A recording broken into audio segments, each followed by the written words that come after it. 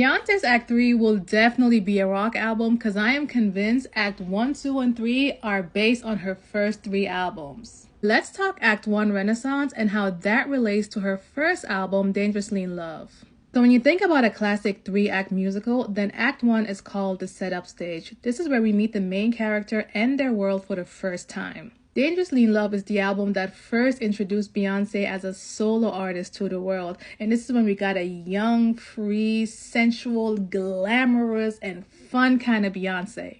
And looking at the visuals of that era, we see Beyoncé on the album cover wearing this beautiful crystal diamond sexy top, just looking all rich and fine. Just looking at this image, we see a theme of glitz and glamour and shiny and some chrome. Beyoncé's clearly having fun, is free, and just enjoying herself.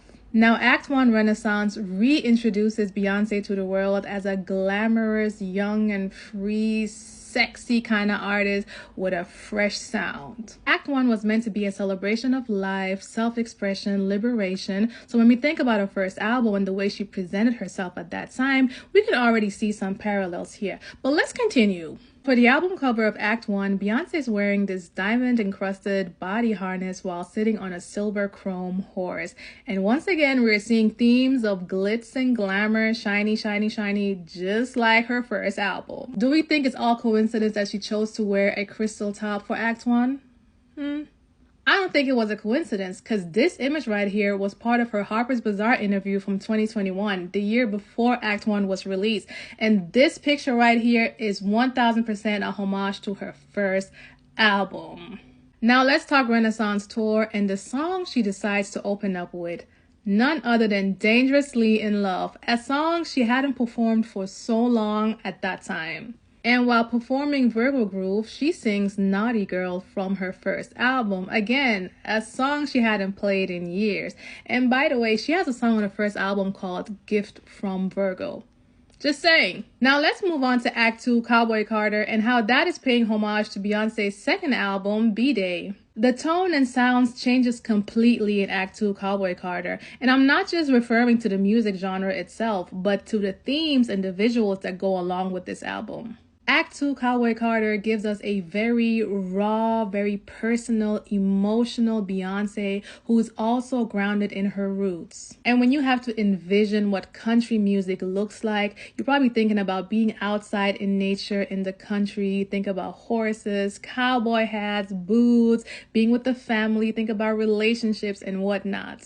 So when looking at Beyonce's sophomore album, B-Day, a lyrically evolved album where she's more personal, emotional, and raw, just like in Act 2, we also see on the album cover that Beyonce is outside in nature. The visuals for B-Day were shot outside in the country, in nature, in Louisiana, her very roots. Cowboy Carter is not only confronting history and Beyonce's identity as a Black woman in America, but it's also a love letter to her ancestors, both in Alabama and Louisiana. As a matter of fact, she even has a song called Oh Louisiana on the album, and she does mention Alabama and Louisiana throughout the album. Talking about songs on Cowboy Carter, she has a song called Alligator Tears, spelled with 2 I's. And then here we have Beyonce from the B-Day era with 2 alligators. Coincidence? I don't know. Now let's look at the Cowboy Carter tour and the songs that she played. When's the last time Beyonce Giselle Knowles Carter played Irreplaceable? When is the last time that lady decided to play Irreplaceable live for her fans? And for this tour, she just decides, you know what? Let me bring out a song I haven't checked for in a while. And of course, she was teasing us with Freakum Dress, but she already did that in Act 1. And then we have Miss Thang, Miss Blue Ivy, coming out to do her big one on Beyonce's first single from B-Day, which was Deja Vu. And when you're thinking to yourself, wait a minute, I've seen Beyonce ride a mechanic bull before, that's because she has. And that was in her music video, Sugar Mama, a song from B-Day. And this performance with Miley Cyrus, this whole duet, it kind of reminds me of Beautiful Liar with Shakira. In the music video, they were kind of dressed the same, had the same hairstyle and whatnot. And I see that here too, so that might be another hint. Y'all, I might be delusional, but I definitely see a lot of Easter eggs from Cowboy Carter pertaining to B-Day. Following this pattern and logic, here's why I believe Act 3 will definitely be more on the edgy side and rock or rock and roll-ish. Going back to the Harper Bazaar's interview from 2021, Beyoncé recalls a meeting in which she was told that fans do not like her in black and white imagery and that the only way she can sell music is if all of her visuals are in color. Beyoncé was so upset and so enraged with that meeting because did they really ask her fans, and who decides whether or not she looks good in black and white? She hated that meeting so much and decided to rebel against it. Her next album, her third album, was all black and white imagery because she was like, y'all not gonna tell me what to do and what not to do. So there it was, a very much edgy, rebellious, bold Beyoncé in black and white imagery wearing this leather jacket with this fire and smoke details on it. And in this picture, she's wearing this cool looking motorcycle top or bra, and her hair and the makeup, everything is giving rebellious, edgy rock star energy.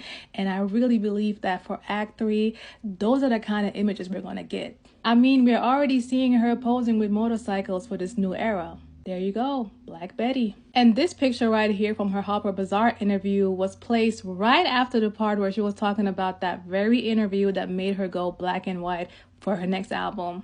And when it comes to the Cowboy Carter tour, I don't think it was a coincidence that she was wearing so many black outfits this time. And also, she was teasing a rock version of Ego, a song from her third album. I Am Sasha Fierce was definitely a very dramatic, theatrical, rebellious, edgy kind of era, and I wholeheartedly believe that is something that will reappear for Act 3. Oh, and that Lady Gaga collab that first happened in 2009 during the I Am Sasha Fierce era, yeah, I believe it's gonna make a comeback. Now, I know Cowboy Carter was supposed to be the first one to come out, but let's just say she restructured the whole thing. In my opinion, I do think this trilogy is based on her first 3 albums. I think she is reinventing herself, she's revisiting her legacy, and she's just reintroducing herself through her music. But yeah, what do y'all think?